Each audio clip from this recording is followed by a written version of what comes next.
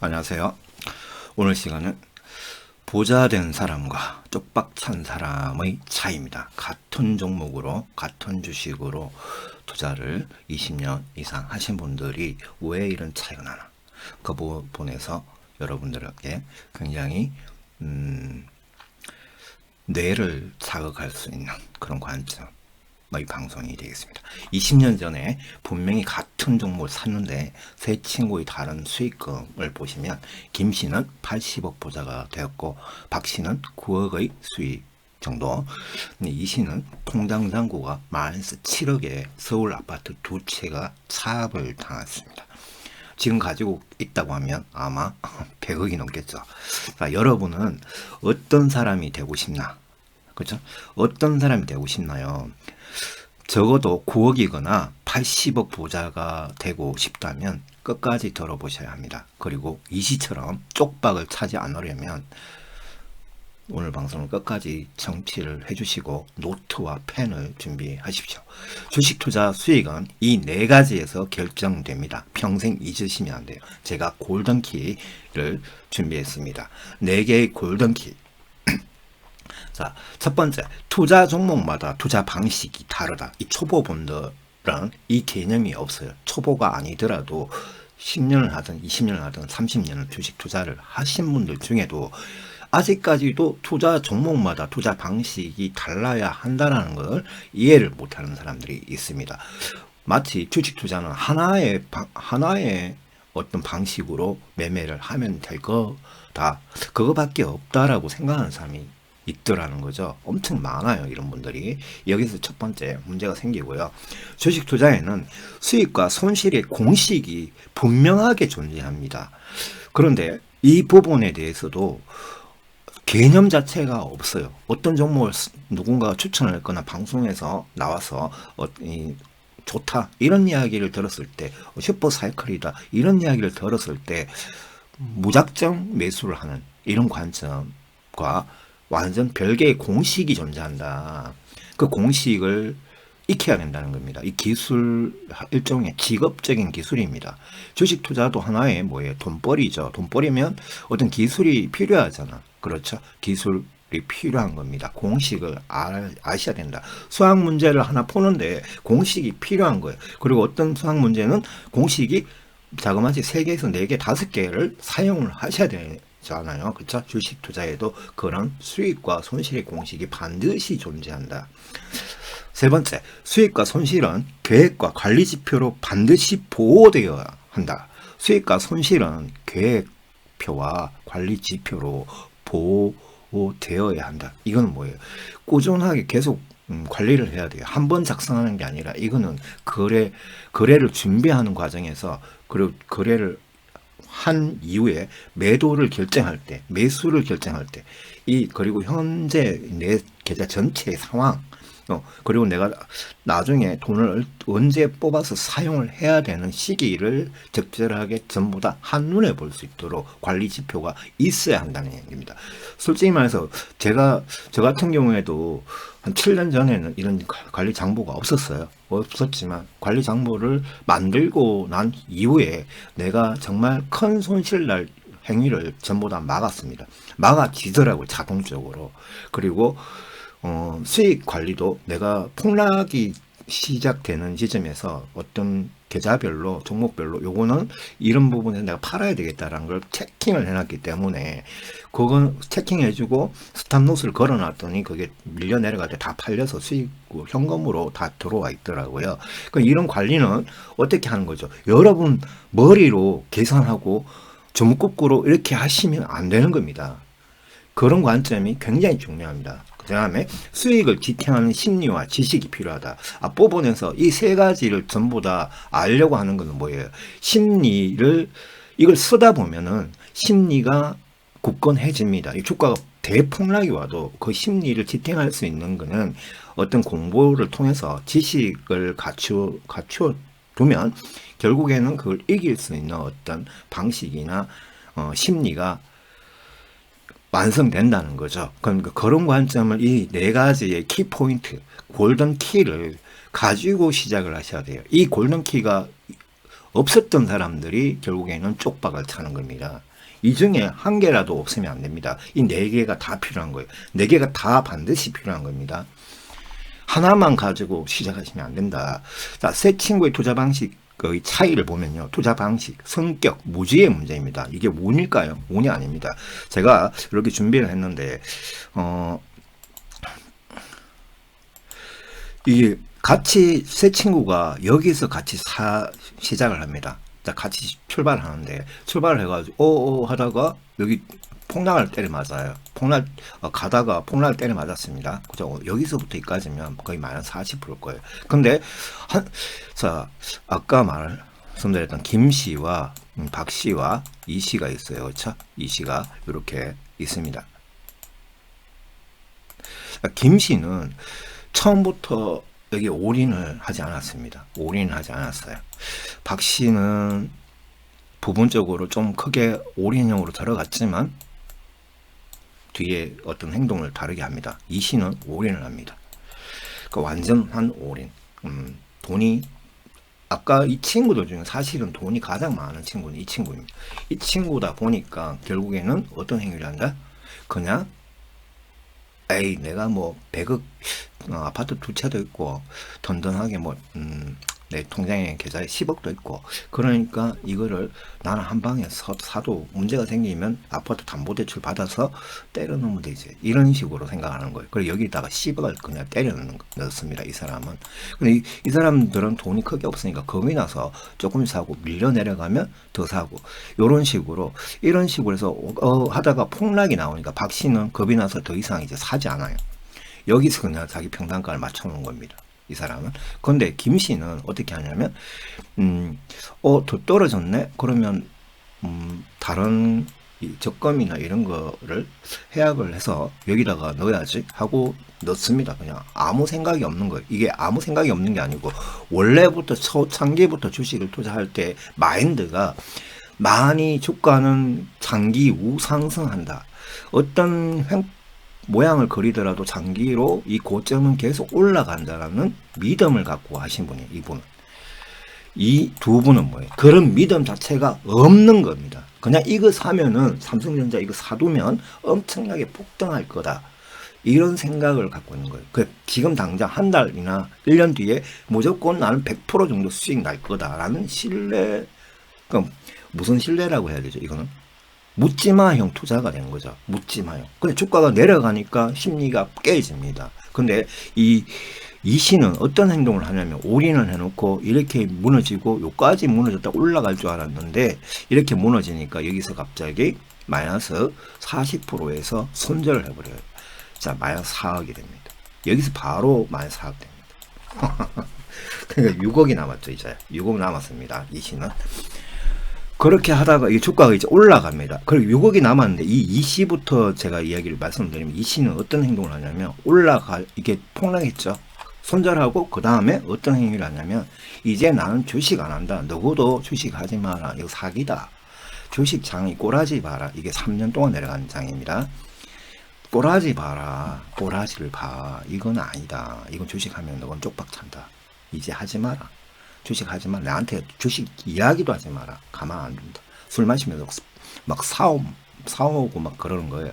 실제로 제 주변에 이런 분들이 있어요. 그러다가 이제 주가가 계속 이렇게 올라가죠. 올라가니까 이 박 씨는 조금 덜 태웠잖아요. 태웠고 이 사람은 아예 밑으로 빠질 때 와장창 많이 2번인가 3번을 더 샀어요. 처음에 이 1,000만 원 샀던 사람이 이 밑으로 내려갈 때 무려 3억을 더 삽니다. 계속 3억을 더 샀고요. 이 밑에 내려왔을 때 가장 많은 돈을 때려 넣습니다. 이 박 씨는 사다가 중간에 포기를 해버려요. 포기를 하고 겁이 나니까 여기 조금 올라갔죠. 그러니까 거기서 수익 실현을 해버립니다. 이 사람은 수익 실현을. 그래도 수익을 이 사람은 몇 프로? 다시 한번 지울게요. 지우고 자 수익을 이 박 씨는 중간에서 청산을 합니다. 일반적인 초보들이 그거죠. 자, 수익을 내고 그래도 평단가가 여기니까 수익을 내고 딱 내려가려고 하니까 본전가로 올 것 같으니까 여기서 청산을 해버려요. 그래도 한 20%를 봅니다. 20% 수익을 내고 아까 그 이 C는 마이너스. 자, 여기서 계산할게요. 이 사람은 플러스 20%. 이 사람은 마이너스 40%. 40%인데 금액이 올인해서 마이너스 4억입니다. 그렇죠? 마이너스 4억이고 이 사람은 하다가 중간에서 포기해 버렸기 때문에 1억에 20%, 그게 2천만 원입니다. 2천만 원 수익이 생겼어. 이 사람은 3억에 그냥 가만히 있습니다. 이 역사적인 평단가로 내가 맞춰놨어. 너무 기쁘다. 그리고 계속 갑니다. 이까지 쭉 갔을 때, 이게 너무 오르는데? 그래서 이 사람은 3억이 수익이 300%가 됩니다. 300%면 3배죠. 그러면 9억이 된 거죠. 자, 9억. 자, 같은 종목에서 삼성전자라는 종목을 같이 샀습니다. 친구 3명. 근데 금액은 뭐예요? 처음에 이 사람은 10억을 넣었죠. 10억. 이 사람은 올인이 아니고 부분 분할을 하다가 삼각 피라미드 방식으로 밑으로 떨어질 때 더 많이 산 거죠. 이 박 씨는 이렇게 살려고 하다가 중간에 포기를 해버렸어. 겁이 나서. 심리가 박살났기 때문에. 이거 아닌 것 같아. 삼성전자고 뭐고 내 주식이 지금 마이너스 30-40% 내려가는데 이거 세상이 끝날 것 같아. 이 겁이 나서 갑자기 중간에 포기해버립니다. 포기하고 수익 딱 나자마자 그냥 던져버린 거죠. 그런데 이 김씨는 여기까지 왔을 때 이제 뭐가 이상한데 그러다가 여기도 좀 걸어놓고 여기도 조금 걸어놓고 수익을 일부를 청산합니다. 여기서 일부 청산 계획대로 여기까지 내려왔을 때 또 일부 청산합니다. 부분 분할 매도죠. 부분 분할 매도를 해서 원금 이 3억 있죠. 여기 자기 태운 3억만 유지를 합니다. 이 양반은 김씨는 3억을 계속 유지를 합니다. 그래, 3억을 유지를 하고 반도체는 끝까지 잘 갈 거다. 주가가 무너지더라도 반도체는 나중에 이게 전 세계가 4차 산업, 5차 산업 이런 식으로 갈 거니까 이 반도체 시장은 점점점 확장되더라도 주가는 무너지는 거에서 내가 겁이 나면 이건 투자가 불가능하다. 이런 개념이 이 사람은 분명하게 있었던 거예요. 그래서 이거 일단 그래도 내가 수익이 난 거는 어느 정도 청산을 해놔야 되잖아. 왜?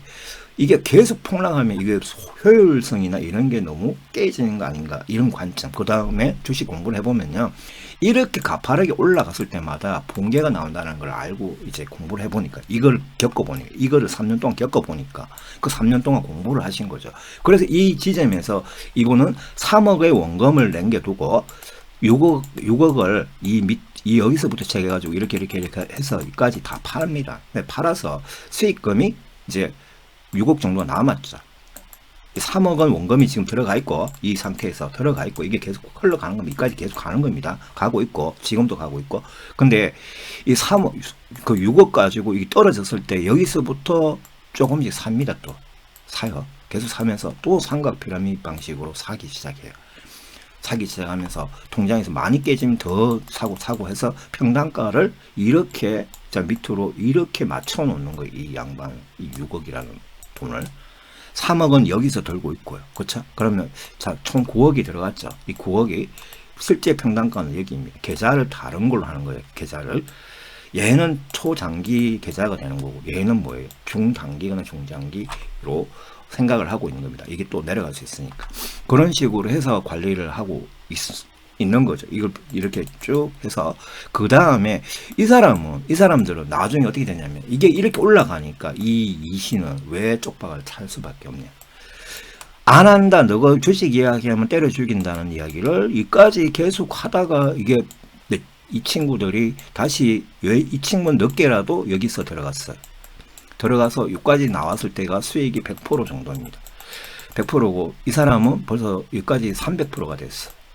그걸 보니까 애가 다는 겁니다. 애가 다고 주식이 이제는 한 7년, 10년 정도 장기 호황기 온다 이런 뉴스를 보니까 한국경제 TV 보니까 그런 것 같아. 이렇게 쭉 갈 것 같아. 그래서 지금 늦었지만 나도 사봐야지 하고 여기서 삽니다. 자, 박 씨는 여기서 샀고 이 사람은 여기서 더 많이 샀고 그쵸? 이쭉 가는 거고 이 사람은 이 씨는 여기서부터 올라탑니다. 그리고 이게 나는 이제부터 이제는 믿는다. 내가 친구들아 미안하다. 내가 한쪽 쏠게. 그러면서 50만원짜리 뭐 술도 사고 이래요. 기분이 좋아서 올라갔으니까. 그런데 거기서부터 뭔가가 이상해요. 서브프라임 모기지원 같은 게 터져가지고 주가가 박살나기 시작합니다. 박살나기 시작하는데 이 공부 안 한 친구는 지난번에 내가 추매 안 해서 그렇잖아. 이제 아파트 담보대출 받아옵니다. 이 아까 6억 남았잖아요. 그거에다가 아파트 담보대출까지 받아와서 여기다가 10억씩 때려 넣습니다. 10억. 그 당시에 서울 아파트 뭐 20억 정도, 20억짜리. 지금 한 40억 하겠죠. 여기 10억을 때려 넣었는데 주가가 심각하게 더 빠집니다. 며칠 만에 더 빠지니까 이 친구는 또 어떤 행동을 하냐면 똑같은 행동을 지난번처럼 내 인생 왜 이 꼬라지지 그러면서 다 던져버립니다. 또 마이너스 40%. 이제는 16억에 16억에 마이너스 40%가 아니고 마이너스 25% 정도의 손절을 합니다. 16억에 마이너스 25%면 4억을 또 날리는 거죠. 그렇죠? 4억을 또 손절합니다. 이 사람은 벌써 8억을 날렸어. 그렇죠? 앞부분에서 4억, 이번에서 4억. 이렇게. 그리고 이 사람은 이렇게 해서 계속해서 이 사람은 계속해서 이게 이루어지니까 계속 이런 식으로 수익이 플러스 돼서 쭉 가는 거고. 이 사람은 손실 났을 때 중간에 자기가 어떤 행동을 해야 되는데 가만히 멈춰 있다가 약수익에서 이런 자리만 되면 다 팔아버려요. 이걸 못 먹는 거예요. 그리고 여기서 또 사서 여기서 또 꺼내서 팔아버리고 여기서 사서 여기서 꺼내서 팔아버리고 이런 행위를 계속 하는 거예요. 이 사람은. 박씨는. 이 씨는 계속 손절만 하는 거예요.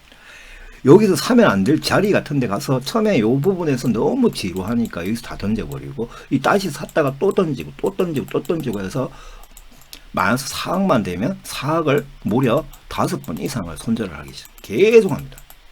그러니까 여기서 사서 내려가면 겁이 나서 40% 빠질, 70% 빠질까봐 또 손절. 여기서 또 사고, 여기 손절. 여기서 사놓고 이제 버틴다고 또 여기서 하던 행동을 또 여기서 또 합니다.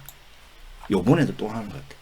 그러니까 이분은 이제 평생 뭐예요? 아마 이 정신세계가 좀 이상하거나 자기가 뭐가 문제인지를 이해를 못하는 거죠. 이 씨는 그 토론실에 삼성전자 개 잡존이 이재용이 주가 관리를 안 하니 지 세금 판다고 이건 우리를 사기를 치는 거냐 이런 욕만 하루 종일 수십 개를 다는 사람이에요. 이 사람. 자, 보셨죠? 적어도 9억, 80억의 투자자가 되려면요, 여러분은 주식 투자의 수익 습관을 지켜야 합니다. 이 수익 습관을 어떻게 배워야 되고 뭘 해야 되는지 앞부분에서 어느 정도 설명을 했는데요. 어떻게 수익 관리 주식 투자를 해야 하는지 영상이 끝나면 이유를 알게 될 것입니다. 노트와 펜을 준비하시고 이게 세부적인 사항을 이제 들어가 보도록 하겠습니다. 종목만 잘 고르면요 수익이 난다? 아니죠. 좀 전에 그 친구 3명 있죠. 김씨, 박씨, 이씨를 보셨잖아. 이 종목만 잘 고른다고 수익 나는 게 아니에요. 종목이 중요한 게 아니다. 결국은 종목을 잘못 사서 손실이 난다. 이것도 틀린 말입니다. 여러분, 종목이 중요하지만 종목이 내 수익과 손실을 결정하는 게 아닙니다. 이게 맞는 말이 아니란 이야기. 쉬운 일입니까? 아니죠.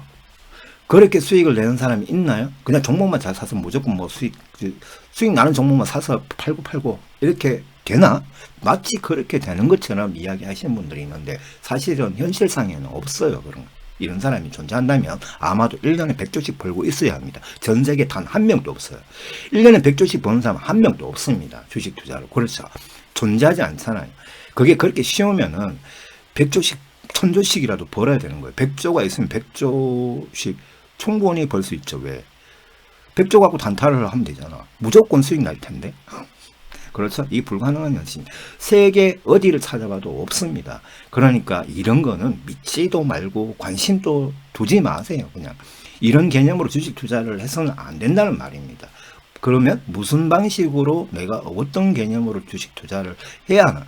주식 흐름에 맞춰가는 투자를 해야 된다. 아까 앞부분에서 김씨 있잖아요. 김씨처럼 주가가 무너지니까 더 많이 샀다라는 거예요. 더 무너지면 더 많이 사야 되는 거예요. 그리고 그걸 어떻게 아냐? 그리고 돈을 그렇게 무너질 줄 알고 어떻게 돈을 그렇게 두냐? 돈이 뭐 끝도 한도 없이 있냐? 그게 처음부터 그렇게 될 수도 있다라고 예상을 하고 예비비를 둬야 한다는 겁니다. 처음부터 그렇게 이 사람은 계획을 철저하게 짜고 시작을 했다는 거죠. 우리의 사계절은요, 환절기라는 날짜가 딱 정해져 있죠. 우리의 사계절. 봄, 여름, 가을, 겨울. 어느 정도 되면 초등학교만 다녀도 봄이 언제쯤이 오고 겨울은 언제고 여름은 언제쯤부터 시작한다, 이거 개념적으로 다 알잖아. 초등학교 수준만 돼도. 왜? 피부로 누가 가르쳐 주지 않아도 자기가 몇 년 동안 살아보니까 저절로 터득을 했죠. 주식도 이 사계절이 있어요. 사계절이 있는데 그 사계절을 알려고 하면 어떻게 해야 되죠? 공부를 해야 됩니다. 우리의 실제 지구에 있는 사계절은 날씨는요, 환절기가 정해져 있지만 주식은요, 환절기가 알 수가 없어요. 환절기는 어떻게 결정이 되냐면 사건과 사고에 의해서 결정되는 겁니다. 그러니까 이거는 어떤 사건에 따라서 여름 같은 불장이 될 수도 있고 겨울 같은 한파장이 될 수 있어요. 한파장은 폭락을 말하는 거고요. 불장은 폭등하는 걸 말하는 겁니다. 그러면 이거는 결정이 되어 있는 게 아니고요. 사건과 사고에 따라서 나오는 거잖아요. 그러면 거기에 따라서 내가 겨울장이 오면 어떤 행위를 해야 되고, 불장이 오면 불장에 맞는 행위를 해야 되고, 겨울장에는 겨울장에 맞는 행위를 해줄 준비를 해야 되고, 계좌를 쪼개서 관리를 해줘야 된다는 겁니다. 이게 주식 투자의 손실과 수익을 결정하는 첫 단추라고 보시면 되겠죠. 자, 여기에 맞는 투자를 해야만 수익 관리가 되는 것입니다. 주식 투자 방식에는 여러 가지가 있습니다. 여러 가지가 있는데 하나만 있는 게 아닙니다. 그리고 절대로 이 부분 혼용해서 하면 안 돼요. 이 약 조절할 때 어떤 약은 각각 별도로 먹으면요, 독이 아닌데 같이 혼용하면 독이 되는 경우가 있죠. 예를 들어서 장덕이라는 가수가 예전에 술을 마시고 무슨 신경 안정제랑 감기약을 동시에 두 개를 같이 먹고 자다가 어떻게 됐죠?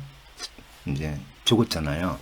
장덕이라는 가수가 아시는지 모르겠지만 이런 가수분들이 많아요. 그렇죠? 신경 안정제랑 어떤 다른 걸 섞어서 먹고 잤는데 이 사람이 그냥 사망에 이르는, 이거하고 똑같아요. 주식 투자도 혼용으로 해서 안 되는 부분이 상당히 많습니다. 구분할 줄 모르면서 매도를 하니까 문제가 생기는 거예요.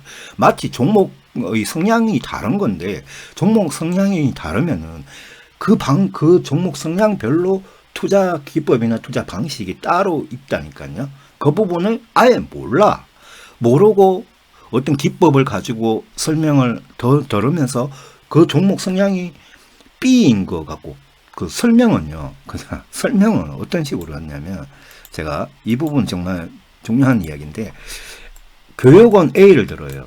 창원개미나 주식단체를 듣고, 그 다음에 교육원 B를 듣습니다. 장기투자, 야손이나 이런 힐링여행가나 이런 분들의 방송을 들으면서 종목은 A를 가지고 하고, 이분들의 방송을 들으면서 종목은 B로 하고요. 이러면 이거는 바보네요, 바보. 여러분들 중에 이 개념이 없는 분들이 너무 많아. 3년이 지나도 10년이 지나도 이 개념이 없더라고요. 제가 한 9,800명 정도 가르쳐 보니까 B 종목과 B의 기법을 가지고, 그러면 B라는 종목군을 선택을 하고 B라는 어떤 매수 기법, 매수 원칙, 손절, 수익 실현, 이런 원칙을 지켜야 되잖아요. 그런 방식이 있고, A라는 종목군을 하는 사람이면 A에 맞는 A의 기법, 그쵸? 그리고 A의 어떤 추가 매수나 원칙, 이런 거, 손절보다는 추가 매수나 물타기, 이런 원칙, 이런 시장에 맞는 흐름대로의 하는 거. A는 A대로 끝까지 A대로 해야 돼요. 그쵸? 모든 수익 실현이나 매수나 매도나 이런 관점을 전부 다 A 방식으로만 해야 돼요. B 종목군은요, B 방식으로만 끝까지 B 방식으로만 해야 돼요. 근데 B 종목 갖고 단타 종목 갖고 해놓고는 물리면 장기 투자합니다. 이렇게 되니까 사단이 벌어지는 겁니다. 이게 정말 심각한 거예요. 이게 아주 간단한 문제 같지만 여러분들 중에 이 부분부터 뭔가가 크게 잘못되어 있어요. 앞부분은 제가 그랬죠. 투자 방식 첫 번째 4가지 키, 골든키를 기억하세요. 그 골든키 중에 첫 번째가 뭐예요? 투자 종목별로 투자 방식이 다르다. 이거 원칙을 어기지 마라. 그 부분입니다. 자, 주식 투자 방식이 딱 하나만 있는 게 아니고요. 그런 오만한 바보 같은 생각을 버려야 합니다. 방법에 따라 매수 방식, 매도 방식, 물타기 원칙, 손절 원칙, 수익 실현 원칙이 모두 다릅니다. 아까 A와 B를 극단적으로 나누면요. 총 저는 3가지 정도로 보는데 이것을 모르고 하니까 쪽박을 차고요. 심각한 마이너스가 가는 겁니다. 그러니까 심각한 마이너스가 가거나 수익 관리가 제로로 있는 거죠. 자, 제가 3가지를 나눠놨어요. 중장기 투자, 초장기 투자는요. 그리고 단기 투자 스캘핑이 있고 2% 뛰기, 이 단기 투자 하시는 분들, 이슈 종목, 신상장주, 이거는 다 원칙이나 어떤 기준이 다 달라요. 그러니까 첫 번째 중장기나 초장기 투자는 변동성 장세에서는 부분 적립형이 적합하고 지금 같은 경우에는 올인형으로 들어가면 안 된다는 이야기예요. 올인형으로. 추가 매수도 뭐예요? 추가 매수는 물타기도 어떤 흐름을 보면서 적립형으로 사는 게 맞다는 겁니다. 추가 매수조차. 그러니까 대폭락 이후에는 대폭락이 됐다 그러면 거의 올인 집중 분할형이라고 하면 3일 동안 사든 2주 동안 이게 그것 동안 엄청 집중으로 사든 이런 식으로. 이거는 뭐예요? 집중 분할형, 올인형이고, 적립형은 며칠 동안 사는 게 적립형입니까? 아니죠. 1년이에요. 2년 동안 사는 걸 말하는 겁니다. 1년이나 2년 동안. 아니면 뭐 적어도 1월달부터 5월달까지 변동성 장세가 엄청 심하니까 1월달부터 5월달까지 매달 한 1,000만 원씩 쭉쭉쭉 사다가 6월달, 7, 8월달은 보통 10년 동안 그 장은 상당히 많이 올랐거든요. 10번 중에 8번, 7번은 올랐거든요. 그때는 사지 말아야 되고, 그 뒤에 10월달하고 11월달은 또 폭락이 나왔어요. 많은 게 10번 중에 7번이. 그러면 거기에서 또 이제 부분 적립형으로 또 사는 거예요. 1월달부터 5월달, 10월달부터 11월달. 그 다음에 우리가 예측할 수 없는 나머지 30%나 40%는 내가 가지고 있는 평단가보다 훨씬 많이 내려가는 그런 걸 만났을 때만 넣는 거. 이런 식으로 하면 되는 거죠. 이 초장기 투자는. 그러니까 단기 투자는 어떤 거예요? 이런 개념이 전혀 필요가 없습니다. 4% 이내 손절이냐 2% 이내 수익이냐, 수익이 날 것 같은 자리 매매를 하는 거 이거는. 그런데 단기 투자 스캘핑 종목 가지고 저 중장기 투자 초장기 투자 종목처럼 저렇게 하니까 문제가 생기는 거예요. 그리고 초장기 투자 종목 갖고 이 단기 투자 스캘핑을 하고 앉아 있으니까 이게 문제가 되는 거죠. 그러니까 이슈 종목 중에 신상장주나 이슈 종목은요, 매수 방식이 얘들하고 달라요. 완전히 다릅니다. 다른 것도 알고 계셔야 돼요. 단기, 중단기도 되지만 이슈 종목 중에 돌발 호재가 터진 거, 장기 호재가 있고 단기 호재가 있어요. 이거를 명확하게 구분해야 됩니다. 단기 이슈 종목 갖고 내가 사놓고 중장기 투자나 중단기 투자한다고 버티다가 쪽박 차는 사람이 우리 한국에 가장 많습니다. 80% 넘어요. 이 단기냐 중단기 이슈냐 이게 정말 중요한 거예요. 자, 그 이명박 정권 때 그 4대강 건설주 있죠. 그 종목들 생각을 해봐. 그게 그때 테마가 한 70개 종목이 나왔거든요. 테마 건설 폐기물 이런 거, 뭐 자연과 환경이나 뭐 이런 거잖아요. 그게 한번 몰려서 그때 폭등이 딱 몰렸을 때 시젠 진풍제약 같은 것도 마찬가지고, 이런 거는 뭐예요? 단기 돌발 호재죠. 그게 한번 올라갈 때는 엄청나게 올라가지만 거기서 던지고 시장의 단기 이슈가 끝나버리면 반영구적으로 10년, 20년, 30년 동안 주가가 90%, 70% 내려가는 상태에서 왔다 갔다만 하는 거예요. 그 다음 이슈가 터져야지만 올라가는 거야. 이거를 구분을 해야 됩니다. 이거 구분이 안 되니까 문제가 생기는 거예요. 이거 가지고 요거를 하든 그러니까 결정되는데, 이 중단기나 중장기가 되는 종목이 있고, 그 이슈라는 게 2016년, 17년도에 이슈 종목이 뭡니까? 이슈 종목을 보면 전기차는 이 중에 이걸 하는 사람도 있었고요. 저도 이것도 해보고, 근데 이거 초중장기 투자 되겠다라는 그 개념이 공부를 해보니까, 와, 이거는 30년, 50년 동안 시장이 이제부터 시장 침투율이 1%구나. 이제 6%, 5% 되고, 10% 되고, 20% 되면 이게 주가가 1000%씩, 2000%, 10,000%까지도 갈 수 있겠다는 신뢰가 생겼어. 그래서 저는 전기차를 2016년부터 공부해서 2017년도 4월달까지 엄청 많이 매수를 했거든. 지금 보면 그 종목들이 1000%에서 3000% 올라갔단 말이에요. 제가 예상치를 이미 달성을 했어. 지금 앞으로도 나는 이게 계속 간다고 생각하거든요. 전기차는. 왜? 시장 침투율이 아직까지 6%입니다. 1%에서 제가 샀어요. 그럼 6%입니다, 지금. 근데 이제 10%, 20%, 30%, 50%이 시장 침투율이 뭐냐면, 자, 50%라는 말은 전국에 여러분이 하루 동안 밖에 나가면 버스를 타든 내가 운전해서 나가면 도로에 100대의 차가 다닌다고 하면 승용차고요. 이 100대 중에 50대가 전기차면 이게 시장 침투율 50%라고 보면 돼요. 도로에 나갔을 때 도로에 내연기관차가 50대고 절반이 50%고 절반은 전기차다. 이러면 그 시장 침투율이 50%라고 이야기하시면 돼요. 받아들이면 되죠. 이 보통 보면 반도체도요. 시장 침투율이 70%, 80% 정도까지 주가가 7만 프로 계속 올랐습니다. 내리고 오르고 내리고 오르고 하면서 우상승해서 그까지 7만 프로, 8만 프로까지 왔거든요. 전 세계 반도체 정시가 전체 규모로 보면 삼성전자가 대표적으로 8만 프로 정도, 9만 프로 정도 올랐고요. 그러니까 30년 동안 이 전기차도 비슷하게 봐야 됩니다. 하지만 시간은 조금 더 짧게 봐야 돼요. 이제는 산업이 너무 빠르게 바뀌고 있기 때문에 그 30년 이렇게 보면 안 되고 10년, 20년 안에 이제 처분을 하는 게 중요하겠죠.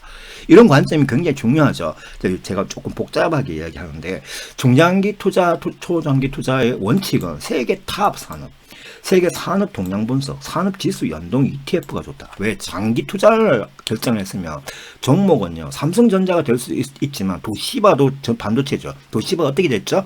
삼성전자를 선택할 수도 있고 반도체 중에 도시바도 있고 뭐 소니도 있고 많잖아. 근데 도시바는 상장 폐지가 됐습니다. 삼성전자는 계속 오르고 내리고 3년 동안 폭락이가 마이너스 60%도 내려가 있었어요. 삼성전자가 이런 걸 몇 번 했습니다.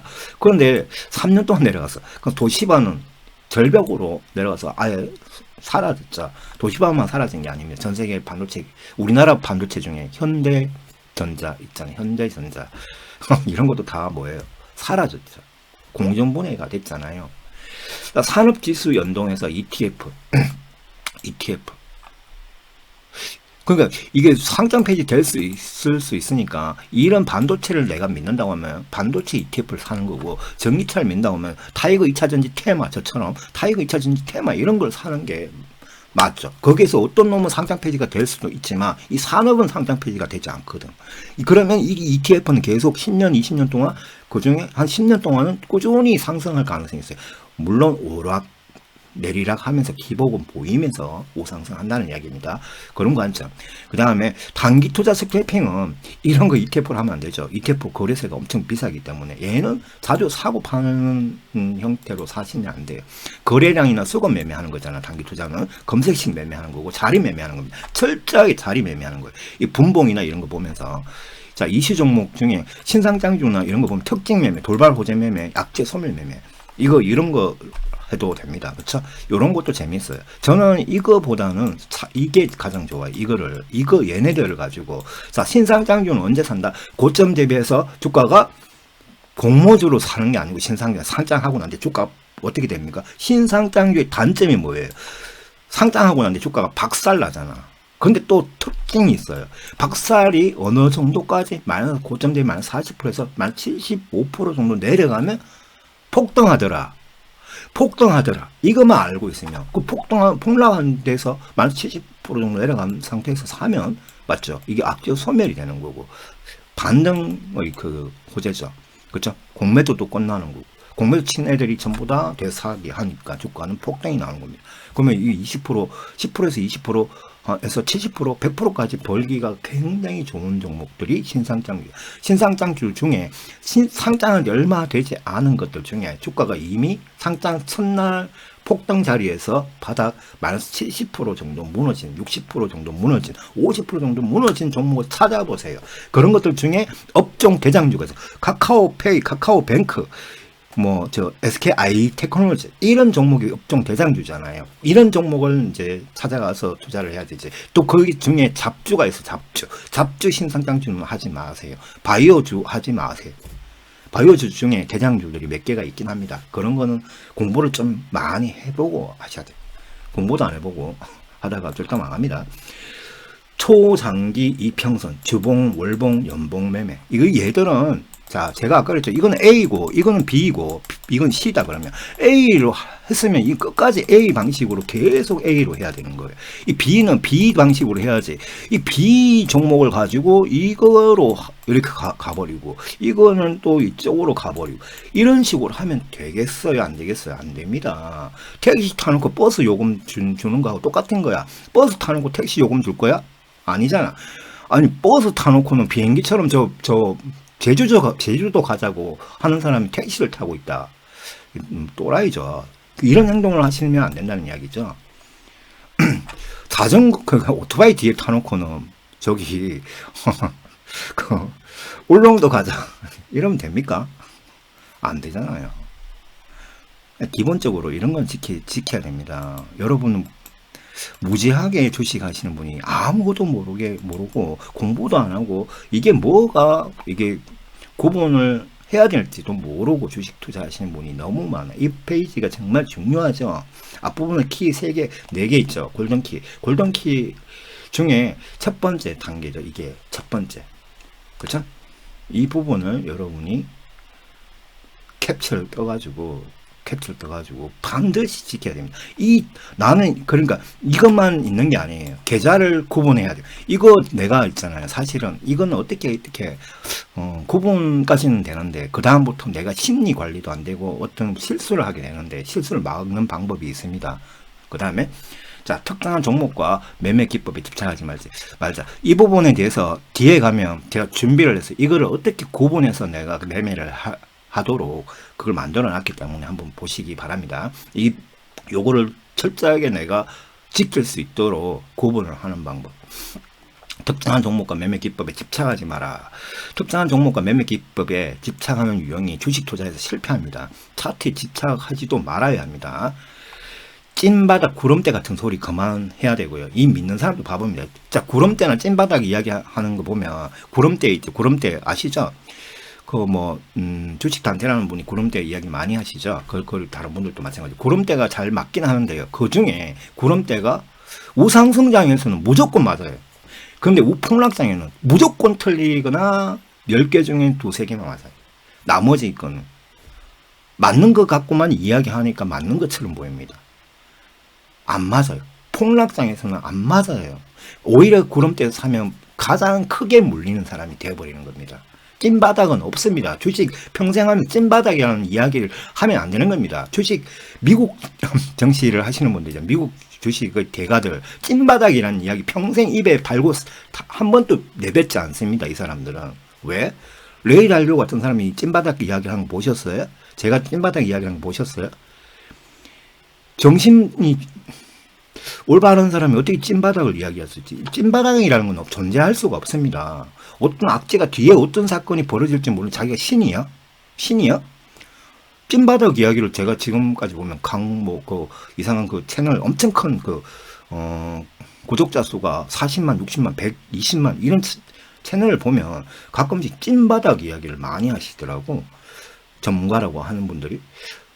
알려진 전문가들이 있잖아요. 엄청나게 유명한 분들. 이런 분들이 자꾸 찐바닥이라는 이야기를 작년부터 계속 했죠. 계속. 근데 저는 어떻게 했어요? 제 채널 커뮤니티 보면 그림을 그려놨죠. 어떤 사건이 중국이나 러시아 사건이 벌어지면 지금 기준에서 지금까지 나온 기준을 봤을 때 2,800이나 2,900, 2,700이 바닥권일 수 있지만 그게 하점일 수 있지만 이게 문제가 중국의 헝다 부도 사건이나 러시아가 우크라이나를 침공하는 이런 사건이 벌어지면 여기서 포인트를 500에서 800포인트를 더 밑으로 내려야 된다. 그렇게 이야기했잖아요. 이렇게 이야기하는 게 맞잖아요. 찐바닥이 어딨어? 지금이 찐바닥이다? 대체 말 같지 않은 소리. 그런데 그걸 찐바닥이라고 믿는 사람들, 구름대가 안 깨지는 것처럼 믿는 사람들이 거기서 올라타가지고 물리게 되는 거죠. 올인해가지고 물리면은 답이 없잖아요. 적어도 4가지 모두의 만족감을 봐야 해요. 산업 트렌드, 장기 투자에 적합한 이슈, 단기 투자만 적합한 이슈냐, 장기 투자에도 적합한 거냐, 이거를 분명히 봐야 되고요. 종목의 재무제표, 실적 지표, EPS, ROE, 이걸 봐야 되는데, ROE와 EPS가 별로 좋지가 않아, 지금. 그러면 무조건 안 사는 건가요? 아니죠. 이 중에 이게 나쁘면서 수주 공시나 현금 흐름표나 수출 계약을 딱 보면요. 어떻게 되냐면 그걸 딱 보고 있으면요. 지금은 안 좋았고 3년 동안 4년 동안 안 좋았는데 이것 때문에 ROE나 EPS가 폭발하는 게 있어요. 작년까지 마이너스 400이 된 게 올해 3천, 4천까지 올라가는 게 있어요. 이런 거 사면 사 모아놔야 돼. 이런 건. 이런 거를 보고 사야 돼요. 이거 2번은 굉장히 중요한 거죠. 무조건 ROE나 EPS가 이미 좋은 거를 사려고 하지 말고 이게 나쁜 것 중에 수주 공시나 현금 흐름표나 수출 계약 이 세 가지 다 보면 답이 나와 있어. 미국의 RS 오토메이션 같은 거 있잖아. 솔리드 같은 지금 RS 오토메이션 제가 얼마 전에 방송을 보시면 벌써 1월달인가 그때부터 계속 사고 있었잖아요. 그쵸? 작년부터 계속 사고 있었는데 올라가면 조금 팔고 밑으로 내려오면 또 사고 이걸 계속 반복을 해라. 수출 계약이 엄청나게 큰 게 계속 터질 거다라고 말씀을 드렸잖아요. 수출 계약을 저는 이미 알고 있었죠. 제가 내부자 자료를 봤냐? 뭐 안 봤습니다. 그냥 이 산업이 예전부터 얘가 어느 회사랑 계약을 맺고 이거를 팔려고 수출을 전담하는 마케팅, 미국의 마케팅, 전 세계 1등하는 그 기업이 얘랑 계약을 했더라고. 솔리드도 계약하고. 그러면 그런 걸 보고 제가, 얘들은 곧 이제 수출되는 그 수주 공시가 큰 게 몇 개가 나오겠다. 그걸 알고 있었죠. 그럼 지금 2개가 떴어요. 수출 계약. 자, 주가의 현재 위치 차트. 주가 현재 위치가 굉장히 중요합니다. 앞부분에서 아까 그랬죠. 앞부분에서 처음 제가 두 번째 그 친구 3명의 차트 그림에서 위로 폭등했을 때 그 이씨는 아파트 2채를 차압당하고 지금 통장을 마이너스 7억이나 있는 이 친구는 보면 저 위에만 올라가면 올라탔죠. 올라타고 거기가 곧 폭락할 수도 있는 자리에서 올인 때리고 이렇게 가만히 눌러 앉아 있다고 손절했잖아요. 그런 위치가 있어요. 그런 위치에서 제가 제 영상에 엄청나게 많은 부분에서 보면 뭐라고 합니까? 삼성 SDI 지금 사도 되는 거 아니에요? 그 목표 주가가 120만 원이면 80만 원 돼도 사도 되는 건데 왜 못 사게 하냐? 당신 정신이 이상한 것 같아. 성격이 지랄 같아. 그래가 혼자 사더라고. 그걸 제가 사면은 제가 당신하고는 나하고는 인연이 아니다. 너 나중에 이 주가 폭락 나오면 나를 삼성 SDI 이야기를 했다고 추천했다고 나를 해코지할 사람이다. 그러니까 너랑 나랑은 당신하고는 나하고는 인연이 아니다고 제가 제 인연에서 지워버리거든요. 그런 사람들은 그런 행동하면 아까 이 씨같이 그런 행동하면 주가가 내려왔을 때는 안 사고 있다가 올라가면요 밑으로 내려 있을 땐 100만 원, 500만 원 사다가 저기 갑자기 그 40만 원이나 18만 원일 때 사라고 할 때는 안 사고 있다가 80만 원 되니까 사놓고는 지금 50만 원, 40만 원대까지 내려갔죠. 50만 원대까지 내려갔잖아요. 80만 원 사놓고 중간에 손절하더라고요. 이 행위를 계속하는 사람들이 있어요. 주가의 현재 위치가 있어요. 제가 왜 60만 원 이상 얼마 이상 사지 못하게 하는 이유. 포스케미칼도 아무리 그 주가가 목표 주가 30만 원이라도 얘는 18만 원까지 올라갔을 때 나 16만 원일 때 14만 원일 때 사면 안 됐던 이유가 분명하게 있습니다. 제가 거기 산 사람 어떻게 했어요? 가스라이팅까지 하잖아. 거기서 사면 손실 날 게 뻔하고 정신병 걸릴 거 뻔한데 왜 거기 가서 올인하고 때리고 앉아 있냐? 내한테 배우러 왔으면 제대로 배워라. 그쵸? 이걸 아무리 가르쳐줘도 1년, 2년, 3년 동안 수백 개의 그 영상을 올려줘도 그걸 보는지 안 보는지 이 부분에서 주가 현재 위치 정말 중요합니다. 현재 위치, 그 다음에 이 3번하고 4번하고 같이 봐야 돼요. 정시의 흐름과 패턴이 대폭락 후하고 단기 화랑 후하고 대폭등 후하고 다릅니다. 삼성 SDI나 삼성전자나 9만원, 8만원 넘어갔을 때는 언제예요? 대폭락 후입니까? 대폭락 직후가 아니잖아. 장기 화랑 후인가요? 아니죠. 대폭등 후잖아요. 대폭등 후면 그 뒤는 뭐가 나오겠습니까? 대폭등 후에는요. 여러분 이거를 정말 중요시 여겨야 됩니다. 대폭등 후에는 어떻게 되죠? 주가가 삼성전자가 97,000원, 96,000원, 92,000원 때리면 이거는 뭐예요? 대폭등이잖아. 대폭등. 35,000원짜리가 92,000원까지 단기에 몇 달 만에 올라갔습니다. 올라갔으면 어떻게 돼요? 폭락할 거라는 것을 예측을 하셔야 되지. 이 주가 현재 위치에서 이런 데서 사면 안 된다. 사봤자 물리고 폭락한다. 반드시 폭락합니다. 이렇게 올라간 그 단기 대폭등은요, 무조건 폭락하거나 이렇게 옆으로 갑니다. 그러니까 여기서는 사는 게 아니에요. 얼마 이상 갔을 때는 사면 안 되는 겁니다. 어차피 이렇게 내려와서 이런 자리부터 이제 매수를 시작해야 된다는 겁니다. 그런 부분이에요. 그럼 대폭락 후에는 이거하고 반대죠. 대폭락을 하고 있고 과락을 했다고 하면 좀 관심 있게 정리식으로 아니면 부분 분할 매수로 계속 사고 있어야 돼요. 나는 안 살아요. 그럼 이거하고 반대잖아. 얘하고 반대잖아. 이 자리하고 이 자리하고 반대잖아. 그러면 여기서 사는 게 맞죠. 근데 그리고 장기 화랑. 장기 화랑이 정말 무서운 겁니다. 장기 화랑.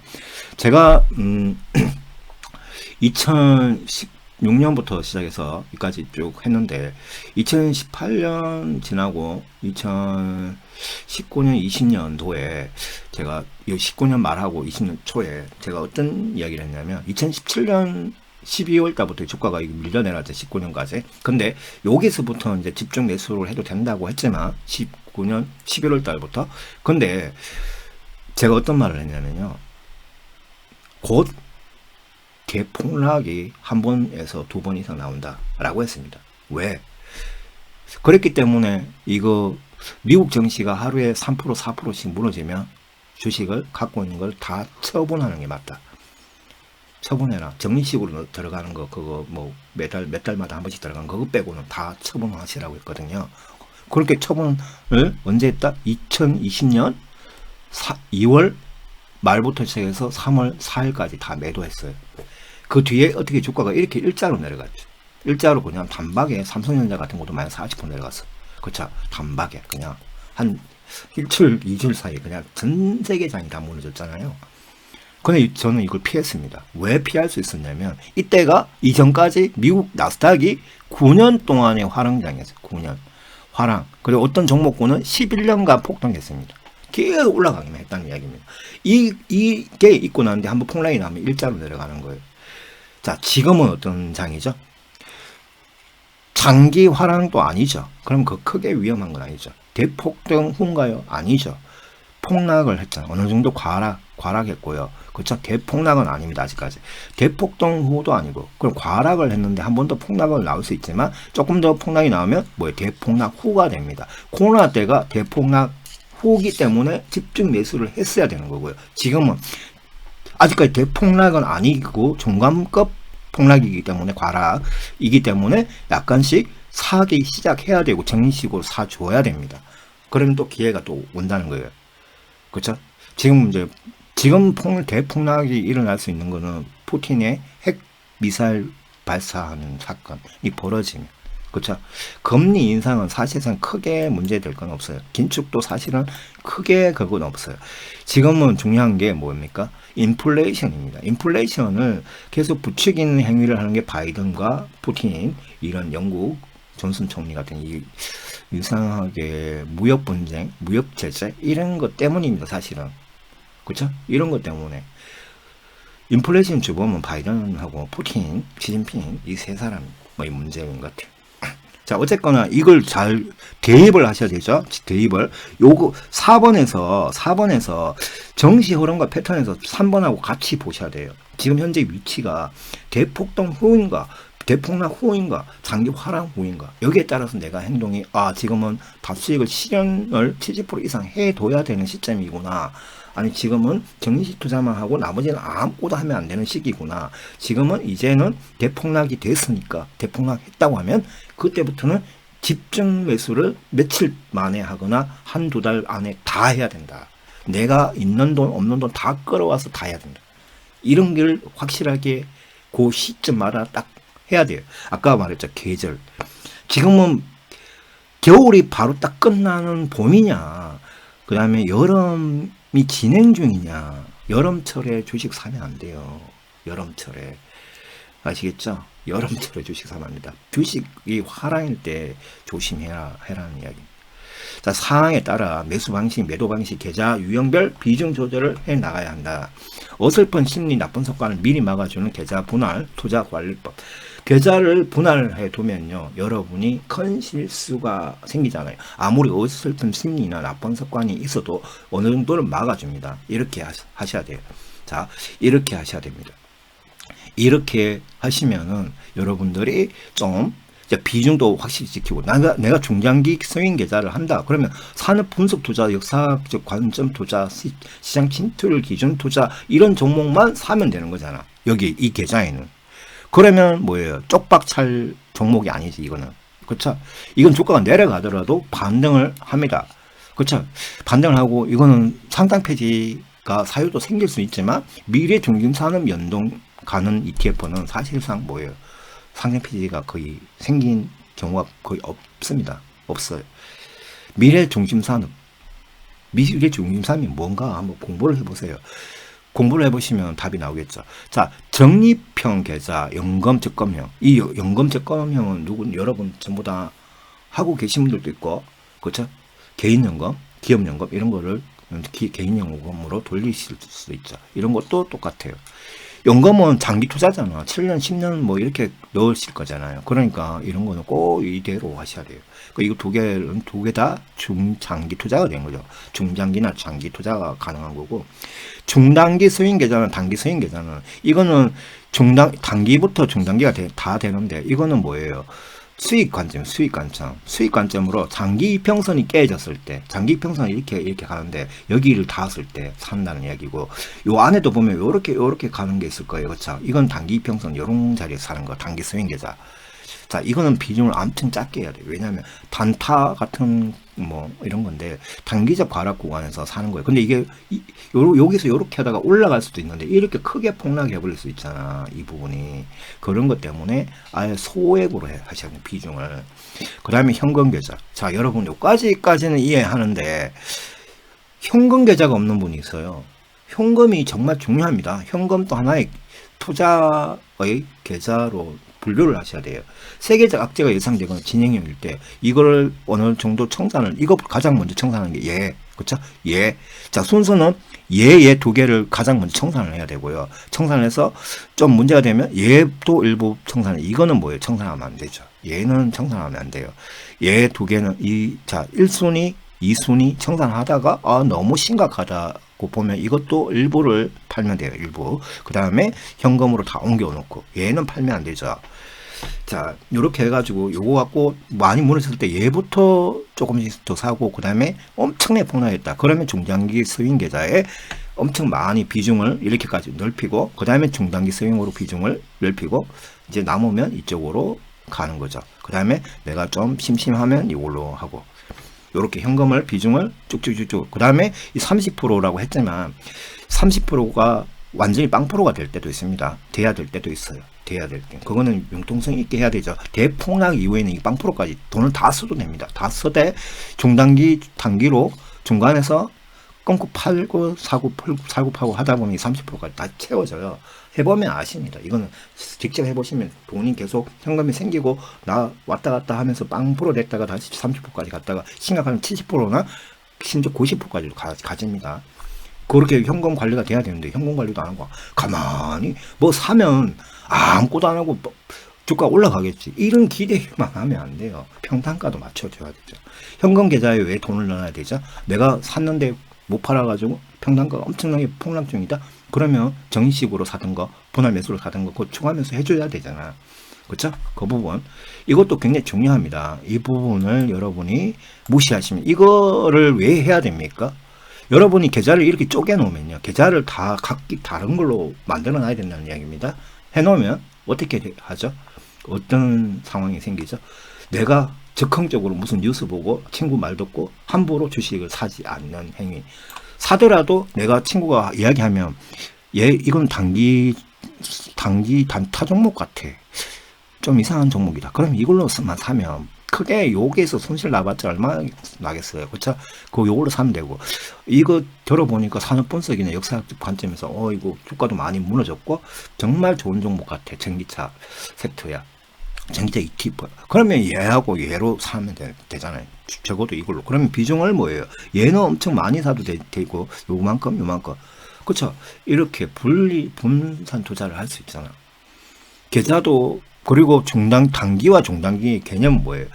나는 중단기니까 이거는 수익률 20%나 70% 보는 거고, 이건 2% 플러스 2% 마이너스 4% 이내 손절을 해야 되는 거예요. 이 원칙이 필요할 앞부분에 했잖아요. 그렇죠? 그거랑 같이 병행해서 보시면 되죠. 20% 70% 이내 수익 실현하는 거, 이거는 20% 70%의 개념이 아니에요. 이거는 그 침투율이 50%까지 갈 것이냐 20%까지 갈 것이냐, 그 역사적 관점 반도체 20%까지 갔을 때 주가는 얼마나 올랐다? 거의 1만 프로 올랐어요. 50% 정도까지 갔을 때는 7만 프로가 올랐고요. 그리고 뭐 4%에서 5%일 때 침투율이 지금 이제 이게 그때 3,000%가 갔거든. 근데 전기차 제가 이렇게 설명을 몇 년 전에 2016, 2017년 방송에서 이렇게 했는데, 그게 정말 그때는 3,000% 안 올랐죠. 전기차가 그 당시엔 그냥 10%에서 100% 정도 올랐을 때입니다. 근데 실제로 5년 정도 지나고 시장 침투율이 그 당시에는 1%였어요. 1% 된 게 지금 어떻게 됐다? 6%죠. 6%가 왔을 때 3,000% 달성 안 된 종목이 거의 없습니다. 그렇죠. 전기차 20개 중에 거의 3,000%다 올랐잖아요. 6,000원 포스케미칼 2016년도에 얼마였냐면 6,000원, 8,000원, 만원, 12,000원 했어요. 그게 지금 얼마까지 왔죠? 18만원까지 왔다가 지금 11만원 하고 있잖아요. 걔만 그런 게 아니야. 에코프로 같은 것도 뭐 6,000원, 8,000원 하던 애들입니다. 그렇죠? 에코프로 같은 거. 거의 대주전자 재료도 마찬가지고, 이런 것도 전부 다 어떻게 올라갔죠? 1000% 이상 대부분 다 올라갔습니다. 1000%에서 무려 6000%까지 올라간 종목도 있어요. 5년 사이에. 5년, 6년 사이에. 자, 요렇게 돈을 벌고 지키려면 거래 장부 계획표를 써야 하잖아요. 여러분들 중에 돈을 벌려고 하시는 분들이 진짜 제가 보고 너무 놀란 게, 학교를 아무리 좋은 데 나오고 진짜 좋은 직업을 갖고 있으면서도 주식 투자를 하면 이상하게 장부를 안 써. 계획표를 안 쓰더라고요. 일주일 단위로 쓰고 있는 사람과 쓰지 않는 사람이 차이가 있어요. 이게 왜 장부를 안 쓰는지 저는 이게 참 이상한데, 장부를 꼼꼼하게 쓰는 사람은 우리 한국에 1%도 안 되는 것 같아요. 제가 본 사람 9,800명 중에 제가 장부 쓰고 계시냐고 물어봤을 때 9,800명 중에 딱 2명밖에 없었어요. 2분밖에 없었습니다. 정말 충격이었습니다. 장부를 어떻게 안 쓰고 있지? 이 주식을 10년 하셨거나 뭐 직업이 판사든 검사든 다 그렇더라고요. 변호사든. 아니, 직업이 판사, 검사고 뭐 의사분이고 어떤 회사 중력이고, 아니면은 어떤 회사의 대표이사신데, 이 장부를 쓰시고 계신 분이 제가 딱 이때까지 9,800명 정도에 이 두 분밖에 못 봤거든. 두 분도 뭐 이상한 게 써주셨지만은 그래도 뭐 일반 자기 기법에 따라 쓰고 계시더라고요. 이 두 분밖에 제가 못 봤어요. 이제까지. 정말 놀랐습니다. 왜 이렇게 장부를 안 쓰실까? 장부 하나 쓰지 않는 직원을 당신 같으면 승진시켜 주겠나? 기본 중에 기본 아닙니까? 이거 사업이잖아요. 그죠? 사업이고 일종의 부업입니다. 부업을 하면서 장부를 안 쓴다? 수익과 손실관리 첫 단추가 뭐예요? 장부를 써야 되는 거죠. 계획표를 써야 되는 거죠. 매수 계획표, 매도 계획표를 써야 되잖아. 그게 딱 한 장에 보이도록 써야 됩니다. 자, 제가 뭐 예제를 보여드리면, 제가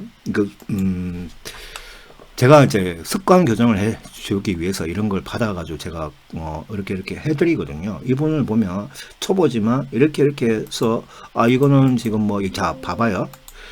종목명 쓰고 이렇게 매수할 총액 다 샀네. 매수 종료했다.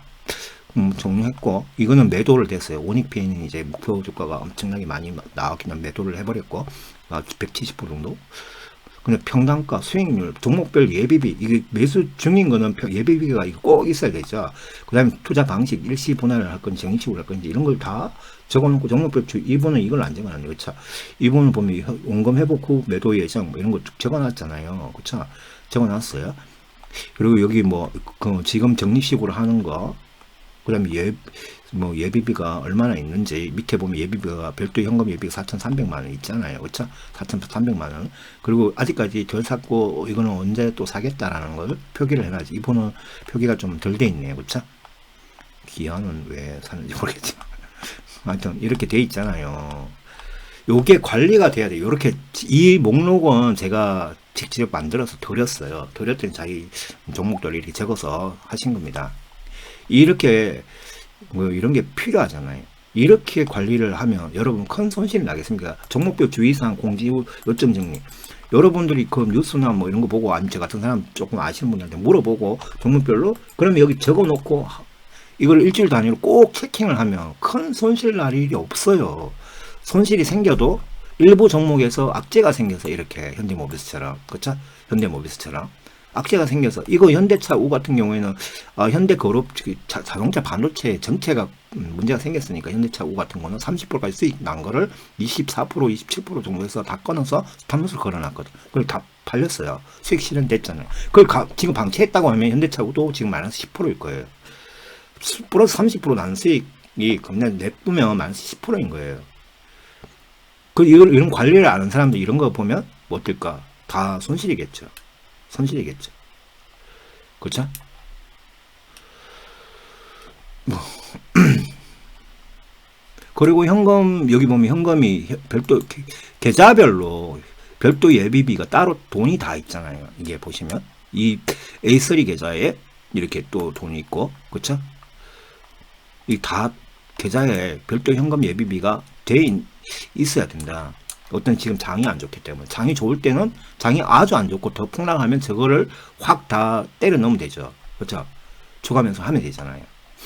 요런 관리를 해 주셔야 됩니다. 분명히 결국 관리 장부 계획표 현황표가 수익을 지켜주고 큰 손실 날 행동을 막아주는 안전장치입니다. 제가 저런 현황표를 만들어서 배포해 가지고 일체에서 저하고 제가 이제 컨트롤 하는 게 아니고 여러분들이 뭘 잘못하고 있는지 뭐가 문제가 있는지 제가 이게 체킹을 해드립니다. 체킹을 해드려서 지금 전 그 습관이 완성된 분들도 있고 아직까지 그냥 형식적으로 따라하다가 마지 못해서 하시는 분들도 있지만 마지 못해서라도 했기 때문에 지금까지 수익도 지키고 손실이 크게 날 행동을 안 했던 거예요. 그렇죠? 제 제자분들은 그렇죠?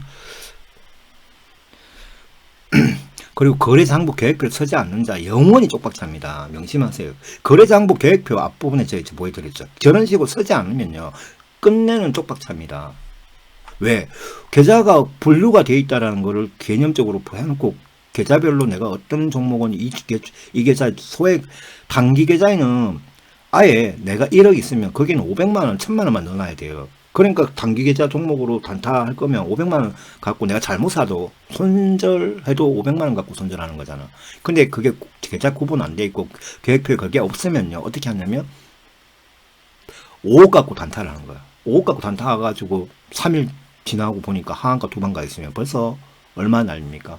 한 6억, 5억 갖고 했으니까 한 3억 정도 날리는 거예요. 며칠 만에. 단기 계좌로 나눠서 단기 계좌로만 그런 종목을 했다고 하면 다른 이야기잖아요. 자, 돈을 벌고 지키려면 거래장부 계획표 꼭 서시고요. 자, 다시 확인해 봅시다. 매수 가능 비중, 투자 기간이 다 달라야 합니다. 중장기 계좌, 중단기 계좌는 큰 N파동 개념이고, 정식 계좌는 연금, 적금 방식으로 하는 거고, 단기 계좌는 작은 N파동입니다. 자, 여기서도 보면 작은 N파동 요런 자리 들있잖아. 요런 자리. 큰 N파동은 이런 큰 기복이 심하게 내려가는 이런 거 있죠. 이 기복이 크게 내려가는 거. 뭐 요거는 한번 읽어보시고 복잡하니까. 자, 기본을 지키면 이제 정리하겠습니다. 여기가 끝입니다. 기본을 지키면요 가문의 유산이 만들어집니다. 가문의 유산 어떻게 만들어지냐? 워렌 버핏이 70년 전에 1000만원 정도 돈 갖고 했습니다. 1000만원 정도 갖고. 이 처음에 워렌 버핏이라는 사람이 70년 전에는 1000만원 750만원에서 뭐 좀 해서 그 돈으로 해서 200조를 만들었어요. 이분이 주식 투자로. 레이 달료는 40년 전에 7천만원 정도 갖고 시작해서 120조를 만들었습니다. 120조. 현재의 1천만원의 가치는 얼마나 될까요? 현재 1천만원. 여러분의 1000만원은 가치는 정말 나중에 얼마나 될까요? 그걸 결정 짓는 거는 오늘 앞부분에서 이야기한 거기에서 결정된다. 2천만원이 여러분을 또 40년, 70년 후에는 얼마나 될까를 생각을 해보셔야 되고요. 이 40년, 70년 뒤에 엄청난 수익으로 만들려고 하면 오늘 앞부분에서 설명드리고 교육드렸던 그 내용대로 한번 꼭 원칙 사수하시고 행동하시고. 초보 단계, 시작 단계는 매우 어렵습니다. 당연한 겁니다. 이거를 근데 해놓고 보면 쉬워져요. 어느 단계 들었으면 자연스럽게 완성되고 조바심 같은 게 안 생겨요. 이 조바심 때문에 망하는 겁니다. 여러분도 보통 보면 그 조바심, 주식 거래하면서 계획표 뭐 안 쓰는 이유, 현황표 안 쓰는 이유가 뭐냐면 조바심 때문에 그래요. 아, 뭐가 복잡하고? 복잡할 것도 없는데 그냥 칸만 채우면 되는 거잖아. 사실은 계좌를 나누고 계좌별 시황별 관리를 해주며 공부를 꾸준히 하시되 허황된 수익률 욕심을 버려라. 이 사람들이 수익률이 뭐 1년에 그 단타 해가지고 하루에 2%씩 하면 뭐 200% 수익 난다 이렇게 이야기하면서 단타를 가리키는 분들 있잖아요. 그쵸? 한 달 1년에 200% 400% 난다. 근데 그분들은 와, 아직까지 왜 레이달료보다 돈이 적어? 레이달료가 120조면 그 사람은 1조라도 벌어야 되는데 1조를 번 단타쟁이가 있나요? 없잖아요. 우리나라에 1조 번 단타쟁이 있습니까? 이분 단타도 하지 않는데 중장기, 중단기 투자를 하잖아요. 그리고 초단기 투자를 하잖아요. 계좌를 여러 개로. 이분들처럼만 해도 이렇게 버는데 굳이 무슨 미친놈들처럼 앉아가지고 단타를 하고 앉아있냐. 단타를 하면 할수록 손실 나는 사람들이 훨씬 많아요. 그렇죠? 뭐 유명한 우리 한국의 단타 가르치신 분들 많잖아. 그렇죠? 창모모, 주모모, 태 이런 분들 많으신데 그분들 자산이 지금 따지면은 지금 10년, 20년 동안 하고 계신데, 그렇죠? 그분들 그러면 대충 보면 최소한 1,000억 정도는 넘어가야 돼. 이론 그분들이 가르치는 이론대로 하면 1,000억은 넘어가야죠. 1,000억은 넘어가야지. 그렇게 따지면 단타가 그렇게 쉬우면 하루에 2%가 된다. 2%로 계속 쌓여서 복리로 가면. 근데 그 보면 계좌 인정한 거 보면 9억이고 11억이잖아요. 그런 거 보면 좀 이상해요. 이상해. 30년 지났는데도 30억을 갖고 있어. 그러면 이상한 거잖아. 10년 전에 20년 전에도 200억인데 지금도 200억이면 이상한 거예요. 안 그래요? 이상하다는 걸 좀 생각을 해봐요. 이분들처럼 레이달료는 20년 전에 이거 회사 규모입니다. 자기 레이달료 실제 자산 자기 자산만 하면 그 20조 정도일 거예요. 20조, 24조 달러에 좀 많이 올랐으니까 좀 달라진 건데 24조 정도 되려나? 근데 자기가 운영하는 규모는 120조죠. 규모로 따지면. 그럼 워렌 버핏의 자산 200조라고 하면 이 사람의 40년 전에는 얼마였을까요? 70조 정도? 40년 전에 70조도 안 되겠어요. 그러니까 이게 엄청나게 많이 증가하는 그 속도가 있잖아요. 이게 합리적으로 한번 생각을 해보세요. 자, 시작은 미미하나 끝은 창대합니다. 자, 시작은 미미하나 끝은 창대하리. 여러분들도 70년 후 아들, 딸, 손자, 손녀의 장부로 그 거래 장부 이런 걸 써서 그 장부를 대대소손 이렇게 이어줘서 1,000억의 가문이 되어 있을 거라 믿습니다. 그런 목표로 공부하고 반성하고 기록하시기 바랍니다. 그러면 10년 후, 20년 후에 계좌가 정말 차원이 달라질 수밖에 없어요.